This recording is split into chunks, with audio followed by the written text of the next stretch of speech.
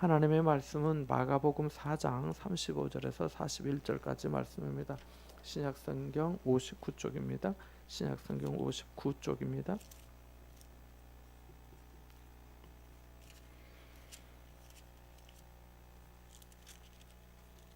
마가복음 4장 35절에서 마지막 41절까지입니다. 같이 봅니다. 그날 저물 때에 제자들에게 이르시되 우리가 저편으로 건너가자 하시니 그들이 무리를 떠나 예수를 배에 계신 그대로 모시고 가매 다른 배들도 함께 하더니 큰 광풍이 일어나며 물결이 배에 부딪혀 예수께서는 고물에서 베개를 베고 주무시더니 제자들이 깨우며 이르되 선생님이여 우리가 죽게 된 것을 돌보지 아니하시나이까 하니 예수께서 깨어 바람을 꾸짖으시며 바다더러 이르시되 잠잠하라 고요하라 하시니 바람이 그치고 아주 잔잔하여 지더라. 이에 제자들에게 이르시되 어찌하여 이렇게 무서워하느냐 너희가 어찌 믿음이 없느냐 하시니 그들이 심히 두려워하여 서로 말하되 그가 누구이기에 바람과 바다도 순종하는가 하였더라. 아멘. 우리가 수요예배 시간에 표적과 이적에 대해서 좀 그동안 보고 있는데요. 우리가 지금까지 살펴본 이적들을 이렇게 보면은 물을 포도주로 만드는 어떤 질적인 변화, 물질적인 변화라든가 또 사람의 병을 고치시고 또 귀신을 내쫓고 하시는, 말하자면 대체로 사람과 관계가 된 것이었습니다. 그러나 오늘 본문에는 자연에 대한 것이라고 이렇게 볼 수가 있습니다. 물론 그 뭐 배 타고 있는 제자들이나 또 예수님이 같이 하긴 했지만은 풍랑을 잔잔케 하시는 이적이기 때문입니다. 그래서 뭐 귀신을 쫓은 것도 아니고 또 아픈 사람을 고친 것도 아니고 물이 변하여 포도주가 되게 하라는 것도 아니고 죽은 자를 살리신 것도 아니고 잠잠하라 또 고요하라 이렇게 말씀하시니까 바람이 그치고 잔잔해졌다 이렇게 말씀하고 있습니다. 여기서 우리가 생각해야 될 것은 하나님이 창조주이시다라고 하는 것입니다.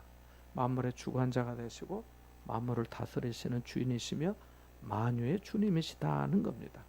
창조주이시다는 것은 매우 중요한 의미가 있습니다. 그것은 자연히 저절로 된 것이 아니라는 것이거든요. 창세기 1장 1절에 어떻게 말씀합니까? 우리 신앙 고백의 기초가 되는데요. 나는 천지를 만드신 하나님 아버지를 믿습니다. 이렇게 하잖아요. 뭐 하나님이 태초에 천지를 창조하시니라는 말씀도 있지만 우리의 신앙 고백에도 사도신경을 할 때 그렇게 하잖아요. 우리의 이 고백은 합당하고 또 영원한 고백입니다. 이 고백은 만물의 근원, 또 만물의 목적, 만물의 종말이 하나님께 있음을 고백하는 것입니다. 그래서 당연히 자연은 저절로 된 것이 아니고 하나님으로부터 지음을 받았다는 겁니다. 진화론에서 아무리 설명을 하려고 해도 그 설명 중에서 가장 핵심적인 것이 무엇이라고 생각하십니까? 뭐 그러니까 쉽게 말해서 진화라는 것은 뭔가 있었다는 거죠. 뭐가 있었고 그것이 진화되었다는 거잖아요. 자, 그럼 원시에 무엇이 있었다는 것은 어디서 유래한 것이냐는 거죠. 원시에 뭔가 있었는데 그것이 진화했다는 거죠. 그러면 그 처음에 있었던 것은 뭐냐는 거죠. 그것은 어떻게 생겼냐는 거죠. 진화론이 이 설명을 잘 하지 못합니다. 그냥 저절로 있었다고 합니다. 저절로. 우주에서 물질이 있었다고 말합니다. 지구에 단백질이 있었다고 말합니다. 저절로 자연이 있었는데 진화가 되었다는 것입니다. 앞뒤가 잘 맞지 않는 거 아닌가요? 진화론을 주장하는 사람들은 저절로 자연이 있었다고 하지만 성경은 만물의 시작이 하나님에게서 되었다라고 분명하게 가르쳐 줍니다. 사람도 하나님에 의해서 지음 받았다고 분명히 밝히고 있고요. 하나님은 사람을 지으시면서 또 하나님을 찬송하도록 지으셨다고도 말씀합니다. 이사야 43장 21절의 말씀입니다. 이 백성은 내가 나를 위하여 지었나니 나의 찬송을 하려 함이라고 말씀하고 있거든요. 그러니까 자연 만물도 하늘의 별과 태양과 달도 공중 나는 새도 땅에 기는 짐승도 모두 하나님께 지음을 받은 대로 살아가고 특별히 다 하나님을 찬양합니다. 그러니까 사람을 포함하여 만물의 하나님을 알 만한 것들이 깃들어 있고 하나님을 찾게 설정이 되어 있고 하나님을 알도록 되어 있고 하나님의 이름과 영광을 높이도록 모든 만물이 짐을 받았다는 것입니다. 그런데 진화론은 어떻습니까? 어떤 목적이 없습니다. 어떤 목적이 없어요. 뭔가 저절로 있었고 그것이 어느 날 진화했다는 것입니다. 왜요? 무슨 목적을 위해서? 이에 대한 답이 없어요. 진화했으니까 그냥 되는 대로 살면 된다는 것인가요? 진화론에는 그래서 선이 없습니다. 선이 없어요. 이게 선이 나가다가 없어요. 그냥 뭔가 있었는데 진화됐으니까 그 진화되는 존재로 살아간다는 것밖에 없는 거거든요. 선이 없다는 것은 도덕과 윤리의 기준이 없다는 거죠. 그냥 태어났고 진화했으니까 그냥 본능대로 살아가면 되는 것이죠. 짐승처럼 말입니다. 그러나 성경은 하나님께서 사람을 친히 지으시고 또 아담과 하와가 마귀의 시험에 빠져서 불순종하는 죄를 지어 하나님으로부터 저주와 심판을 받았다고 말씀하고 있습니다. 저주와 심판으로 끝난 것이 아니라 장차 여자의 후손으로 오시는 예수 그리스도로 말미암아 구원 얻게 될 것임을 말씀하고 있습니다. 그러니까 객관적인 입장에서 보더라도 하나님을 섬기는 신앙이 있는 사람과 우연과 운명론에 빠져서 인생을 사는 사람과는 다를 수밖에 없는 거죠. 성경은 우리에게 분명하게 하나님께서 세상 모든 만물을 창조하셨고 영원한 섭리와 지혜로 통치하신다고 말씀하십니다. 그러므로 모든 만물은 하나님의 피조물로서 하나님의 손에 있고 하나님의 지배와 다스림을 받아야 합니다. 예수님께서 마태복음 10장 29절에 참새 2마리가 한 아사리온에 팔리지 않느냐? 그러나 너희 아버지께서 허락하지 아니하시면 그 하나도 땅에 떨어지지 아니하리라고 하십니다. 그러니까 참새 한 마리도 땅의 풀 한 포기도 꽃 하나까지도 모든 것이 우리에게 주신 하나님의 선물인 것이죠. 하나님은 자연을 창조하시고 거기에 원리를 부여하셔서 그 법칙대로 되게 하셨습니다. 뭐 가령 물은 아래로 흐르게 되는 것처럼 말입니다. 제가 여수에서 부목사로 있으면서 여수에 가면 뭐 지금도 있는지 잘 모르겠는데 여수 성심병원이라고 거기 이제 병원에 이렇게 원목하시던 분이 다른 병원을 개척한다고 그때 당시 제가 모시던 담임 목사님에게 찾아와가지고 그 제가 있던 교회 여수 중앙교회인데 중앙교회에서 이렇게 그 병원 사역을 좀 이어서 누가 좀 도와주시면 좋겠다고 한 거예요. 그래서 이제 담임 목사님이 저보고 내가 맞는 게 좀 좋을 것 같다고 가서 좀 해보라 하셔가지고 이제 거기 일을 맡게 되었는데 거기 있으면서 이제 환자분들 만나고 그때 이제 병원 지하 복도에서 예배를 드리고 했었어요. 이렇게 하면서 이제 자연스럽게 우리나라 이제 주요 병원에 초교파적으로 이렇게 원목 총회 협회가 있어요. 그 전임 목사님이 이제 소개를 해줘가지고 저도 거기에 이제 뭐 당연히 이렇게 자연스럽게 가입하게 되고 했는데 그때 이제 원목 총회 세미나가 있어가지고 교회에서 이제 목사님이 보내주셔가지고 다녀오게 됐는데 백두산을 다녀온 적이 한 20년 전인데 아시다시피 그 어떤 자료에는 백두산의 높이가 2274m라고 또 어떤 자료에는 2115m라는데 어쨌든 2000m가 넘는 이렇게 산 꼭대기에 이제 가게 되었어요. 가서 보니까 아시다시피 천지가 있잖아요. 천지가 있는데 정말 경이로웠습니다. 그 둘레, 그 천지의 둘레가 무려 13km라고 해요. 그리고 남쪽과 북쪽 간의 거리가 4.85km고 동서간의 그 천지의 동서간의 길이가 3.2km라고 합니다. 그러니까 그리고 또 그 천지가 이제 그 연못이잖아요. 그 깊이가 어느 정도 될 것 같아요. 평균이 204m라고 해요. 200m. 더 깊은 곳은 373m라고 합니다. 그러니까 그 생각해보세요. 그 높은 산 정상에 연못이 있고 그 연못이 그렇게 크고 그리고 그렇게 깊고 어떻게 그를 누가 이렇게 만들 수 있겠어요? 물이 아래로 흐르게 되어 있는데 그 백두산 정상에 1년 내내 물이 깨끗하게 고여일 수 있겠는가 하는 생각을 해보게 됩니다. 철새들의 계절에 따라 이동해 오는 것이나 연어가 바다에 나갔다가 산란기가 되면은 자신이 태어난 것으로 이렇게 거슬러 찾아온다는 것을 생각해 보면 참으로 신기하지 않습니까? 자연을 통해서 하나님은 우리에게 크게 두 가지를 계시하시는데요. 하나는 이제 일반적으로 알려주는 자연 계시라고 합니다. 말씀드린 대로 물은 아래로 흐르는 법이야. 이것을 사람들이 보고 아는 거죠. 사랑은 위에서 내리 사랑이야. 이렇게 하는 것처럼 그렇게 아는 거죠. 수증기는 위로 올라가는 거야. 이거는 과학적이고 일반적인 원리를 말해주고 있습니다. 더운 지방에 사는 동물이 있고 추운 지방에 사는 동물이 있는 것도 다 자연 계시를 할 수 있습니다. 또 다른 하나는 특별 계시입니다. 자연을 통해서 특별하게 주시는 계시죠. 마치 홍해 사건이 그러하고 요단강 사건이 그러하고 소돔과 고모라에 떨어진 유황불 사건이 대표적입니다. 홍해 바다가 갈라지는 것, 흘러내리던 요단강에 물이 쌓여서 다른 곳으로 넘치는 것은 자연의 이치로는 해석이 안 되지요. 그래서 특별 계시다 합니다. 이 사건에는 하나님의 특별한 목적이 있고 이것을 통해 자기 백성에게 교훈하시는 뜻이 담겨 있습니다. 우리 삶에도 일반적인 현상과 달리 특별히 설명하기는 어렵지만은 실제로 일어나는 그런 일들은 특별한 의미가 있는 거죠. 그 사건을 통해 교훈하시려는 거죠. 그래서 종교 개혁자 깔뱅은 기적은 하나님께서 자기 백성을 구원해 나가시는 표적이다라고 말했습니다. 하나님께서 우리 안에 행하시는 일도 마찬가지입니다. 개인적인 어떤 사건이나 교회 안에서 일어나는 놀라운 일들은 모두 하나님께서 우리를 사랑하여 주시는 표적인 거죠. 보고 알라고 깨달으라고 주신 거죠. 그러니까 우리에게 알게 하실 때 우리는 반응할 줄 알아야 됩니다. 마음에 새기고 기억 주머니에 담고 기회가 된다면 다른 사람에게 증거하는 거죠.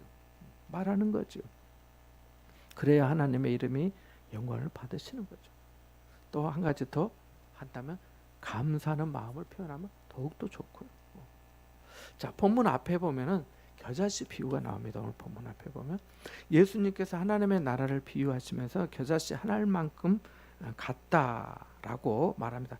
31절 말씀에 보면 겨자씨 한 알과 같으니 땅에 심길 때는 땅 위의 모든 씨보다 작지만 심긴 후에는 자라서 모든 풀보다 커지며 큰 가지를 내나니 공중의 새들이 그 그늘에 깃들일 만큼 된다라고 말씀하십니다. 그러면서 여러 가지 비유로 알아들을 수 있도록 비유로 말씀하셨다라고 말씀합니다. 그러니까 하나님의 나라는 하나님이 다스리고 통치하시는 세상을 말합니다.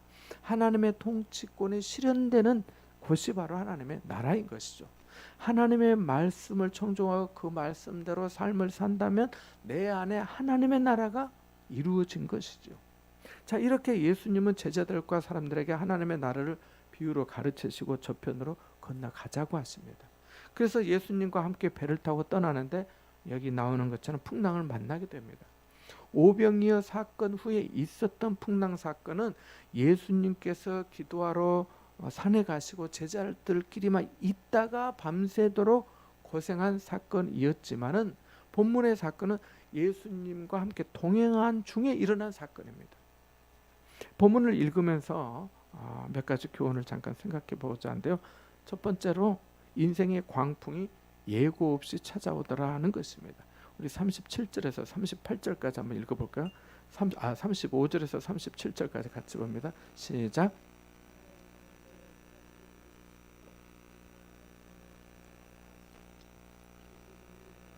예수를 배에 계신 그대로 모시고 가매 다른 배들도 함께 하더니 큰 광풍이 일어나며 물결이 배에 부딪혀 들어와 배에 가득하게 되었더라. 아멘. 예수님은 이날도 하나님의 나라를 가르치시고 제자들과 함께 배를 타고 저편으로 가자고 하셨습니다. 36절 말씀에 보면 예수를 배에 계신 그대로 모시고 갔다. 또 다른 배들도 함께 갔다라고 말씀합니다. 그러니까 배가 출발할 때는 바다가 잔잔했던 것으로 보입니다. 그런데 갑자기 큰 광풍이 일어났어요. 여기 큰 광풍이 일어났다는 말이 헬라어로 메겔레 아네무라고 하는데요. 이 메갈레라고 하는 뜻은 뭐냐면은 크다, 강하다 이런 뜻입니다. 메가스터드도 있고 또 영어로 메가톤 이렇게 말하잖아요. 다 이 메가스라고 하는 말에서 온 말인데요. 심이 크다, 뭐 이런 강하다 이런 뜻이 있습니다. 그러니까 말씀드린 대로 예수님은 하나님의 아들이시오 만물을 다스리시는 통치자이십니다. 그 예수님이 배에 함께 타 계십니다. 그럼에도 불구하고 큰 광풍이 일어나서 제자들이 큰 곤란에 빠지게 되었습니다. 그들은 큰 두려움에 빠졌습니다. 우리는 흔히 예수님을 잘 믿으면 인생에 파도가 없을 것이다 고 오해합니다. 그건 정말 오해입니다. 성경에 나온 대로 예수님께서 저편으로 건너가자라고 하셔서 즉 주님의 말씀에 순종해서 갔는데 이 광풍을 만나게 된 거잖아요. 그러니까 말씀드렸는데 이 풍랑은 만만한 정도의 풍랑이 아니라 큰 광풍이었습니다. 물결이 배에 부딪혀 들어와서 배에 가득하게 되는 심각한 위기였습니다. 우리 삶에 예기치 않는 일들이 이렇게 생기지요. 질병의 광풍이 불어닥치고 경제적인 광풍이 불어닥치고 관계의 광풍이 불어닥쳐서 아찔할 때가 있는 거죠. 우리에게 닥치는 큰 광풍은 우리 인생을 집어삼키려고 하는 정도일 때가 또 있기도 합니다. 이런 어려움이 순종의 결과에서만 나오는 것이 아니라 순종의 과정에서도 생길 수 있습니다. 예를 하나 들면 아람의 나아만 장군의 엘리사 선지자가 요단강에 가서 7번 몸을 씻으라고 할 때 그는 자기 나라의 강물이 더 깨끗하다고 하면서 거부했습니다. 하지만 종들이 만류하여서 겨우 순종했잖아요. 그러니까 순종하는 과정에서도 어려움을 당할 수 있더라는 거죠. 순종하려고 왔잖아요. 순종하려고. 나아만이 엘리사 찾아온 것은 자기의 나병을 고치기 위해서 맘먹고 왔잖아요. 왕의 편지까지 들고 말입니다. 순종하기 위해서 우리도 큰 다짐을 하고 나아만 장군처럼 엘리사 있는 곳까지 왔는데 막상 들은 말씀에 순종하지 못하는 마음에 어려움을 경험할 수 있더라는 것입니다. 중요한 것은 본문의 사건에서와 같이 그럼에도 불구하고 우리 안에 예수 그리스도께서 함께 계신다는 것입니다. 신앙생활은 예수님과 함께하는 생활이지 아무 문제 없이 지나가는 그런 생활이 아닙니다. 인생에 큰 광풍이 올 때 어떤 사람은 믿음을 버리고 내 안에 계셨던 예수님을 생각하지 않고 배에서 뛰어내려 세상으로 가는 사람들도 있습니다. 그러나 그것은 바른 해결책이 아닙니다. 우리나라의 서해안은 조수 간만의 차가 큽니다. 갯벌에 배가 이렇게 밖에 묶여 있으면은 아무리 사람이 밀어도 배는 꿈쩍도 하지 않습니다. 서해안을 이렇게 여행하시다 보면은 뭐 신안군 쪽도 마찬가지고 보면은 갯벌에 그냥 배가 딱 쓰러져서 박혀 있는 모습을 어렵지 않게 볼 수가 있습니다. 꿈쩍도 안 합니다. 그 큰 배를 어떻게 꿈쩍하겠어요? 근데 때가 되어서 물이 들어오면은 배가 스스로 뜨게 됩니다. 인생의 풍랑 속에서 우리가 노를 젓는 것보다 중요한 것은 다시 나를 띄우실 하나님의 때를 기다리며 주님과 함께 배에 머무는 것입니다. 지난 주일 병원 예배 할머니 환자분이 혼자 오셨어요. 링거를 끌고 예배를 마치고 가시면서 이렇게 말씀하시더라고요. 목사님, 아까 어린아이가 엄마 손을 잡고 있으면 안 무서워한다는 말씀이 위로가 되었습니다. 감사합니다. 그러고 가시는 거예요. 제가 설교 중에 그 얘기 잠깐 했거든요. 어린아이에게 부모는 최고의 안정감인 것처럼 우리에게 주님이 그러하신 줄로 믿습니다. 그런 거죠. 그래서 주 안에 있는 나에게 딴 근심이 있으랴라고 하는 찬송가 가사가 나온 거 아니겠습니까? 둘째로 평안의 능력자가 되어야겠습니다. 우리 38절 한번 읽어볼까요? 같이 봅니다. 시작. 예수께서는 고물에서 베개를 베고 주무시더니 제자들이 깨우며 이르되 선생님이여 우리가 죽게 된 것을 돌보지 아니하시나이까 하니. 아멘. 이 장면을 생각해 보면 어떻게 예수님이 주무실 수 있는가 싶어집니다. 그렇지 않아요? 하지만 성경에 그렇게 쓰여 있으니까 그런 줄 믿어야 합니다. 성경을 볼 때 내 이성으로 생각하면 믿음 가는 것이 별로 없습니다. 그러면 믿음이 안 가고요. 의심만 생기고요. 믿음 안 자랍니다. 학자들에 따르면 갈릴리 바다의 큰 광풍은 이 지형적인 특성상 갑자기 들이닥치곤 한답니다. 베테랑 어부였던 제자들의 죽음의 공포를 느낄 정도였으면 대단한 광풍이었음을 알 수가 있습니다. 제자들이 뭐라 합니까? 선생님, 우리가 죽게 된 것을 돌보지 아니하시나이까? 라고 말했습니다. 그들이 겪는 현장에서 보면 맞는 말이라 볼 수 있습니다. 그러나 그들이 이제까지 주님의 말씀을 들었고 주님을 배웠고 주님의 능력을 알았더라면 그들의 말은 믿음 없는 자들의 전형적인 탄식의 말이라 할 수 있습니다. 사람에게 가장 큰 위기와 두려움이 뭘까요? 죽음입니다. 죽음. 다 안 죽으려고. 천국은 가고 싶어 하는데 안 죽고 가고 싶어요. 안 죽고 가고 싶어요. 그래서 출애굽하여 광야에서 생활하던 이스라엘 백성들 입에도 이 죽는다 이런 표현이 입에 붙어 있었어요. 출애굽기 14장 11절에 보니까 이렇게 말해요. 애굽에 매장지가 없어서 당신이 우리를 이끌어 이 광야에서 죽게 하느냐. 죽게 하려고 데리고 나온 거예요. 살게 하려고 데리고 나온 거잖아요. 그런데도 그렇게 말한 거예요. 어찌하여 당신이 우리를 애굽에서 이끌어내어 우리에게 이같이 하느냐라고 말합니다. 출애굽기 16장 3절에도 보면요. 너희가 이 광야로 우리를 인도에 내어 이 온 회중이 줄여 죽게 하는도다. 배고파 죽게 한다라고 말하고 있어요. 출애굽기 17장 3절에는요. 당신이 어찌하여 우리를 애굽에서 인도에 내어서 우리와 우리 자녀와 우리 가축이 목말라 죽게 하느냐라고 말합니다. 민수기 17장 12절에는요. 보소서 우리는 죽게 되었나이다 망하게 되었나이다 다 망하게 되었나이다 라고 말합니다. 이 외에도 더 있습니다만은 이만큼만 하겠습니다. 이게 죽겠다 죽게 하느냐 목말라 죽게 하느냐 굶어 죽게 하느냐 이런 말들이 얼마나 많았는지 몰라요. 전에도 말씀드렸지만 믿는 사람은 죽겠네 하면 안 됩니다. 불신앙입니다. 언젠가 제가 이렇게 어디서 말을 했더니 어떤 분이 못 살겠네 하더라고요. 못 살겠네. 죽겠네 못 살겠네 하지 말고 이 기회를 통해 하나님이 내게 가르쳐 주시려는 것이 있으시구나 하면서 감사하시기 바랍니다. 자, 감사를 하든 불평을 하든 환경은 똑같아요. 중요한 건 내가 바뀌는 거죠.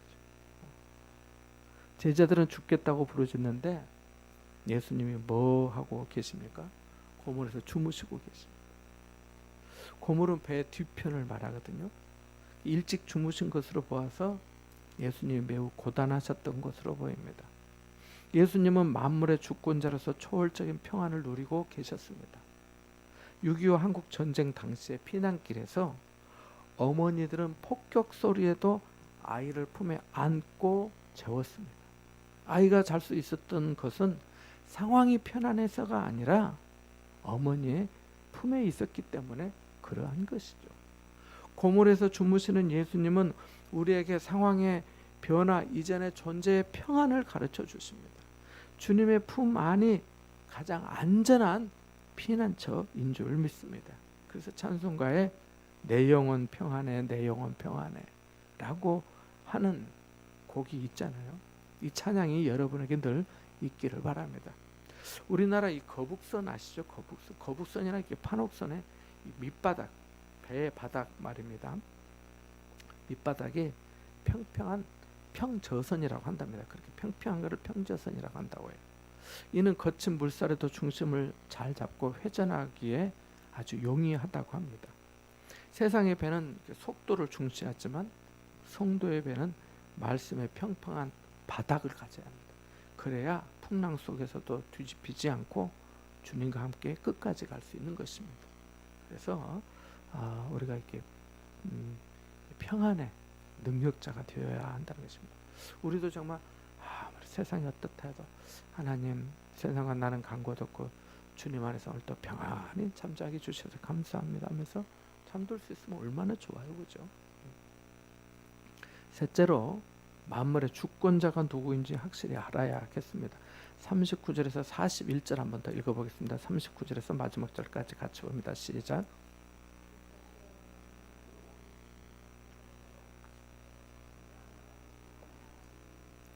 그치고 아주 잔잔하여지더라. 이에 제자들에게 이르시되 어찌하여 이렇게 무서워하느냐? 너희가 어찌 믿음이 없느냐 하시니 그들이 심히 두려워하여 서로 말하되 그가 누구에게 바람과 바다도 순종하는가 하였더라. 아멘. 주무시던 예수님이 이제 깨어서 바람을 꾸짖습니다. 잠잠하라 고요하라. 여기 꾸짖다는 단어는 예수님께서 귀신을 쫓아내실 때 쓰인 단어와 같습니다. 자연 만물도 주님의 권위 아래 복종하고 있는 것을 보여줍니다. 이렇게 모든 상황이 정리됩니다. 그리고 주님이 중요한 말씀하십니다. 어찌하여 무서워하느냐? 너희가 어찌 믿음이 없느냐라고 하십니다. 거기 어찌 믿음이 없느냐라고 하는 갑주 아래에 보면은 이렇게 쓰 있습니다. 어떤 사본에 어찌 아직도 믿음이, 어찌 아직도 믿음이. 그래서 제가 오늘 주보에 제목을 낼 때 어찌 아직도 믿음이 없느냐라고 그렇게 잡은 겁니다. 자, 이게 무슨 말인가요? 이제 믿음이 있을 만한 때가 되었는데, 이 정도에는 두려워하지 않을 정도가 되었는데, 내가 여전히 너희와 함께 있는데 왜 그렇게 호들갑이냐, 왜 그렇게 죽겠네 못 살겠네 하느냐, 는 말씀 아닌가요? 내가 받은 은혜가 무엇인지 알 필요가 있는 거죠. 내 손에 쥐어져 있는 것이 무엇인지 확인할 필요가 있는 거죠. 우리에게는 하나님의 말씀이 성경이 들려져 있습니다. 하나님의 지팡이를 손에 잡았던 모세처럼 우리도 약속의 말씀과 소망을 가지고 있지 않은가요? 또 기도할 수 있지 않은가요? 모든 것이 합력하여 선이 되도록 하시는 선하신 주님을 알고 있지 않나요? 그러면 인내할 수 있고 이 정도 일로 쓰러지지 않고 죽지 않을 것이라는 것을 알고 있잖아요. 그러니까 주님이 하신 말씀이에요. 어찌 아직도 믿음이 없느냐라고 하시는 거예요. 그래서 사도 바울이 고린도 교회 성도들에게 편지를 쓸 때 중요한 말을 했습니다. 고린도서 13장 5절에 보니까 너희는 믿음에 있는가? 너희 자신을 시험하고 너희 자신을 확증하라. 예수 그리스도가 너희 안에 계신 줄을 너희가 스스로 알지 못하느냐? 그렇지 않으면 너희는 버림받은 자니라 라고 말입니다. 너희는 믿음 안에 있는가? 너희 자신을 시험하고 너희 자신을 확증하라고 말하고 있습니다. 여러분, 믿음에 굳게 서시기 바랍니다.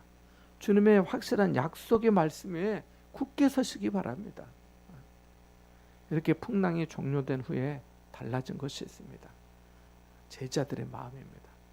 그들은 두려움에서 경외함으로 바뀌었습니다. 두려움과 경외함은 사실은 어떻게 보면 흡사 비슷하기도 합니다. 경외함을 느낄 때 두렵기도 하니까요. 그들이 전에는 그 큰 풍랑 때문에 두려워하고 죽겠네 했는데 이제는 예수님으로 인해 놀라고 두려워합니다. 그래서 성경에 분명히 말씀합니다.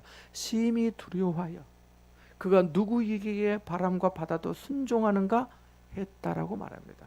여기 심이라는 단어도 앞서 말씀드린 대로 큰 광풍 37절에 큰이라고 하는, 굉장이라고 하는, 크다고 하는 그 단어 헬라어 메간이라는 단어가 쓰였는데 그 메가톤과 같은 어원입니다. 그러니까 사람이 은혜를 받으면 놀랄 줄도 알아야 합니다. 즐거울 때 웃을 줄 알고 슬퍼서 우는 사람이 있으면 함께 울 줄도 알아야 돼요. 은혜를 받고 놀랍네 하는 말 한마디만으로는 빈약하다라는 것입니다. 본문에서 모든 만물이 순종하는데 단 제자들만 결이 달랐던 것입니다. 저편으로 가자 하시니 가기는 했지만은 가는 길에 문제의 광풍을 만나니까 믿음 없는 사람들처럼 예수님이 안 계신 것처럼 죽을 것 같다고 아우성 쳤던 거죠. 그리고 문제가 해결되니까 이제는 이가 누구에게 바람과 바다도 순종하는가 했던 것입니다. 여러분, 인생의 풍랑은 내가 누군지를 보게 합니다. 내가 얼마나 그 풍랑 앞에서 얼마나 약하고 부족하고 믿음 없는지를 보게 하더라는 것입니다. 동시에 그 풍랑이 주님이 누구신지를 또 선명하게 만나도록 해주기도 합니다. 지금 여러분의 배에 누가 타고 계시는지 보시기 바랍니다. 주님이 안 계신다면 겸손히 모셔드리시기 바랍니다. 그리고 바람과 바다를 잔잔케 하시는 만물의 주권자 예수 그리스도를 바라보시기 바랍니다. 주님이 계신다면 풍랑은 더 이상 두려움의 대상이 아니라 주님의 영광을 경험하는 무대가 될 것입니다. 이와 같은 은혜가 여러분과 함께 하시기를 주님의 이름으로 축원합니다. 같이 한번 기도하겠습니다. 하나님, 저희에게도 만물의 주권자이신 주님을 확실히 알도록 도와주시옵소서. 평안의 능력자가 되게 해주십시오. 인생의 광풍이 예고 없이 찾아올 때 우리가 믿음으로 반응하며 주님 앞에 영광 돌리는 삶이 되도록 우리의 믿음을, 우리의 마음을 굳건하게 지켜주십시오 라고 함께 기도하고, 또 선교사님들과 연약한 분들을 위해서 같이 한번 기도하겠습니다. 기도합니다.